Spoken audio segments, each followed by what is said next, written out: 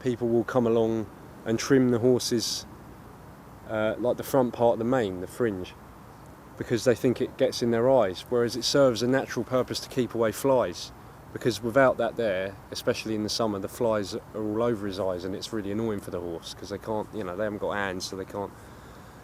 But people don't understand that, and they think they're doing you a favour. But that's like a small microcosm of the kind of misunderstanding that minority cultures deal with all the time, isn't it? That there's a reason why you don't cut your horse's mane.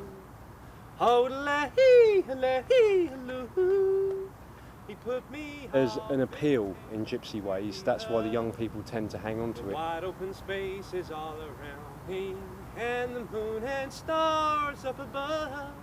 It's like just being outside, feeling a bit free, feeling that you work for yourself, and you don't have a taskmaster who's telling you what to do all the time. The connection to the horses, that sort of thing, is very important, to me and most travelling people. And my heart is full of pain, 1,000 miles from my trailer gal, waiting for her train. Hold a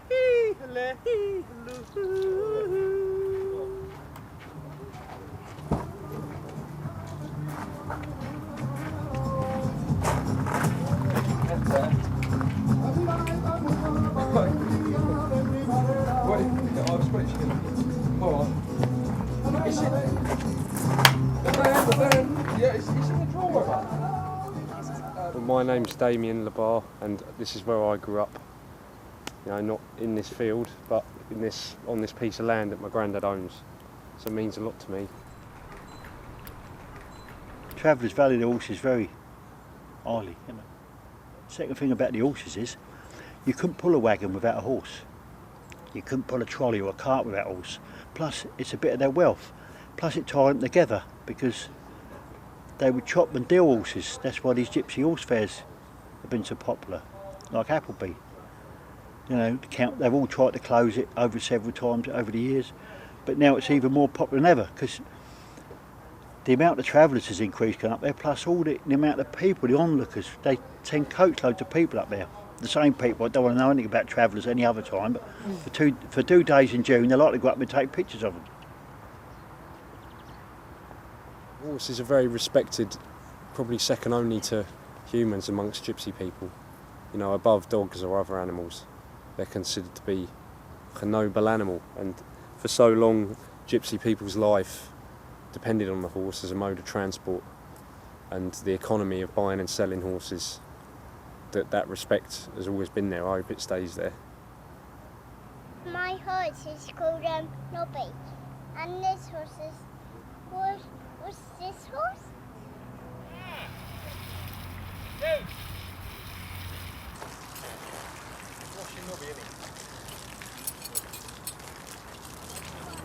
He's an exceptional horse, Not only is he's well built and he's very disciplined, so he's good to work and to take out in the trap and the trolleys, but he's very friendly and inquisitive.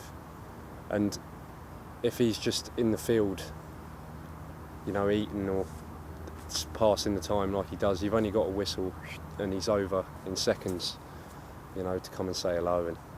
But it's funny, isn't it? Because the reputation of gypsies is, I've seen this on the internet, I've seen it in the national newspapers, that they're animal rights abusers, and that our treatment of horses is below average standards. But this is just absurd accusations, You've only got to look at our horse and see the health he's in.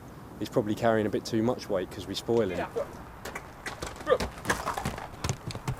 Oh, he's just, he can be a bit obstinate. He decides he ain't going to do something, he won't do it, which is like some others around here. So I think he's inherited some characteristics from his local vicinity, to be honest with you. But he's all right. Other people in my family had these, the gypsy cob horses, and then my granddad got more interested in them, and we bought him. I thought it was about 16 years ago, but actually I think it was about 13 years ago or so. You pick an horse, if you like his action or whatever, something about him takes your eye, you can only sort of discuss it, talk about it, but you can't talk about it too much because they know you're interested, they're up the price. took him for a jog down through Appleby, through the town itself. He's 14.2, 14.3, you know. Not too big, not too small. He's got a good, you know, he's got a good stance about him. He's got a good action and a good movement. Well, he ain't the best, I'm not trying to say that, but he's a nice, genuine old cob, you know. He's been here for the greater part of my life, you know, since I was young. And you get quite attached to a horse like that if you've had it for all them years. Go on, get up, boy, get up. I'll give you a little quote. Man's got a nice horse, right? Knows a few people's interest in it. So, he might ask 20 grand for it. Say he asks 20 grand for it. Open that the man is not going to pay 20 grand for it, but he'll offer him 10. And that's more than what he wants. So he says, I'll take 20 grand for it. So the man says to him, would you take 10 grand for it? And he says, yeah, you got it. Once you open your mouth and you've offered him a price, he slaps your hands, you've got it. Win, lose or draw, it's yours. Might only be worth 5 grand.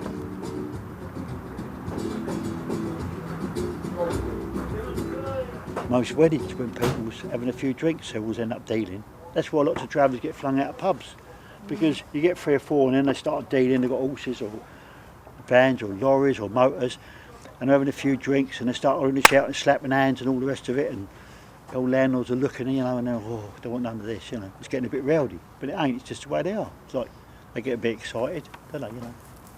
Gypsies are talked about as this alien group, but I know so many hundreds of people I'm related to, and they've been here for centuries. They're one of the oldest ethnic minorities in the country, so how can you be an alien element in a place that you've been in for longer than a lot of the establishment elements?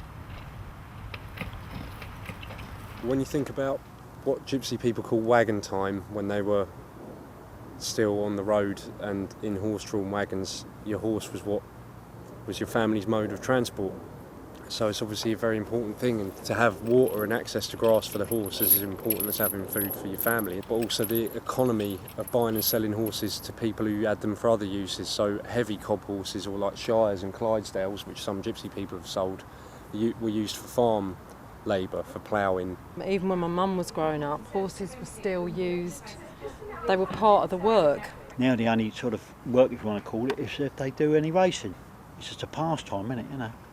Bit of a get together and that. You know? It's funny because none of us were really that interested, but like all of our kids are really, and they all ride, and you know they'll even take, you know, like they'll be round or whatever in the field, you know, just jump on his back or whatever.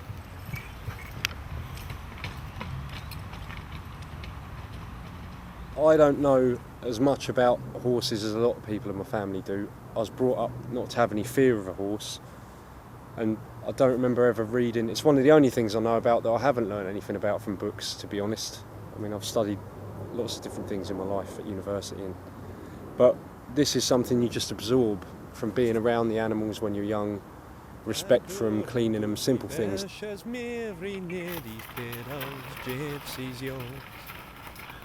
Some come in love to gin the pub, they shall a bear shamod from mine.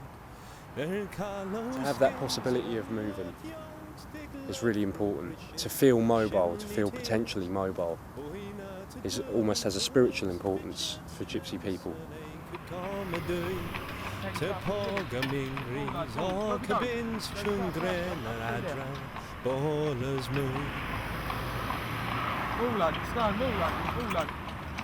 As the internal combustion engine grew in importance, so the horse declined a bit in its functional importance as a labour source and as a mode of transport for Gypsy people. But the reason they've continued buying and selling them, even though the transport now, and it's been for years, has been lorries, you know, pickups, commercial vehicles, and also just normal cars like other people have, is as a source of memories, as a way of recollecting where you came from.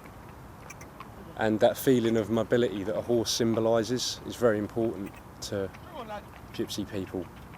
So to have it close to you reminds you of all that history of being on the move and of being ready to move again if necessary, you know, because Gypsy people's lives in a lot of places, we're lucky to have this place here, but your life can be pretty precarious with the threat of being evicted and moved on, even if it's your own land, if you've not got permission or whatever.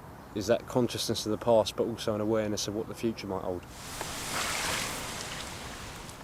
Does it really harm anyone if you live for a short period of time on a piece of common land and then leave it as you found it? Does it really? To use resources that are naturally replenishing, like the grass for your horse, a bit of water from the stream, a rabbit from the field for dinner, wild vegetables.